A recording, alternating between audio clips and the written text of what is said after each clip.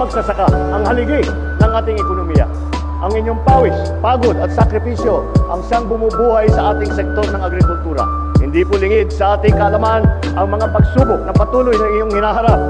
Ay ilan nga po sa inyo na napipilitang umutang ng napakataas na interes. Isang sitwasyon lalong nagpapabigat pa sa inyong pinagdadaanan. Bilang tugon ng pamahalaan, inilunsad natin ang Agri-Puhunan at Pantawid Program. Sa panahon naman ng pagtanim hanggang sa pag-aani, makakatanggap din po kayo ng tulong pagtawid na nakakahalaga ng 8,000 piso tuwing unang linggo sa loob ng 4 na buwan.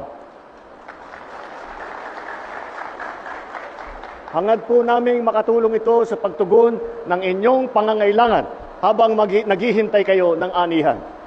Sa inyo pong pagtanggap sa mga tulong na ito, umaasa po ako na mas lililangin ninyo ang inyong mga kakayahan at magiging bukas kayo sa mga makabagong teknolohiya at pananaw sa agrikultura. Sama-sama po natin tahakin ang landas ng pagbabago. Itatag natin ang isang mas progresibo, mas maunlad, mas matatag na bagong Pilipinas.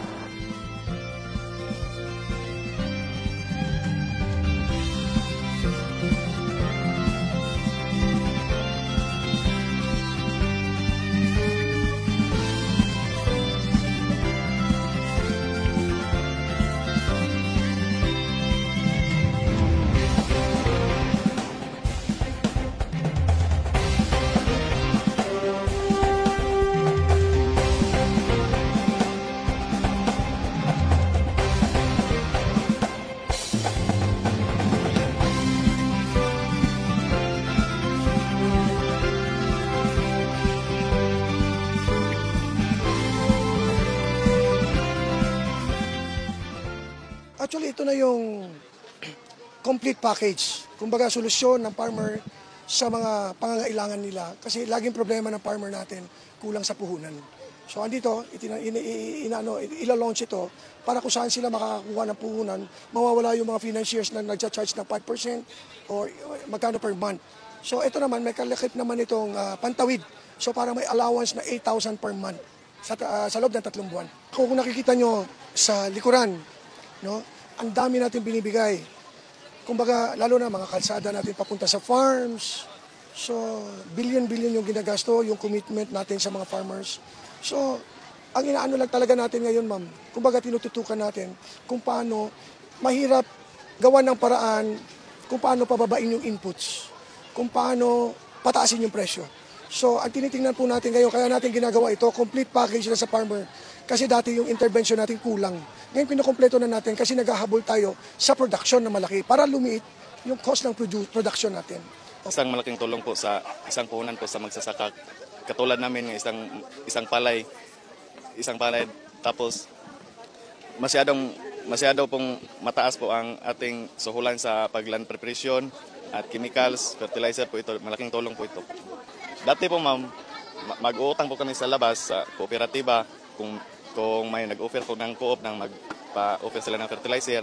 At sa iba po ma'am, sa ibang mga mayaman na tao na magpautang sila po ng pira dahil ipag-gastos po namin sa palay po natin. Malaking tulong po ito ma'am dahil mababa ang iyong interest po. Pwede po namin mabayaran kapag mabinta na po ang ani namin sa DA at NFA. Mahal na Pangulo, maraming salamat po sa biyaya at sa suportan niyo sa mga magsasaka po. Sa hirap po talaga ng buhay ngayon, kung sakaling matatanggap po na po yung tulong na po yun, malaking pagbabago dahil kami po sa buhay namin, buhay ko bilang magsasaka, marami pong yung kahirapang dinaranas namin magsasaka. Unang-una po yung mga peste, mga dumarating na minsan po yung tag-init, tag-tuyot, ganon. Ito po ngayon na ibibigay po ng gobyerno sa akin, malaking ayuda dahil sa labas po kami umuutang ng pera. Minsan doon po sa co-op namin sa Budasan po, kasi nagano po tabato ko. Doon po kami doon po ako kumukuha ng mga puhunan tulad ng pang-abono, medisina po ganon. Siyempre may porsyente. Ito sa pagkakaalam ko parang mayroon ng parang dole out, ano pang tawag doon? May porsyon po na ibibigay sa akin na hindi na kailangang bayaran. 'Yun ang pagkakaalam ko. So, 'yun po alam ko na malaking bagay ang may tutulong sa aking pamilya ng programang ito ni Presidente Marcos po. Sa aking kapwa Ilocano kay Presidente Marcos, isa po kasi Ilocano ma'am from Ilocos po. Ako Presidente, malaking tulong po ito sa pamilya ko. Ganon din po sa mga kasamaan ko sa grupo namin sa Budasan po.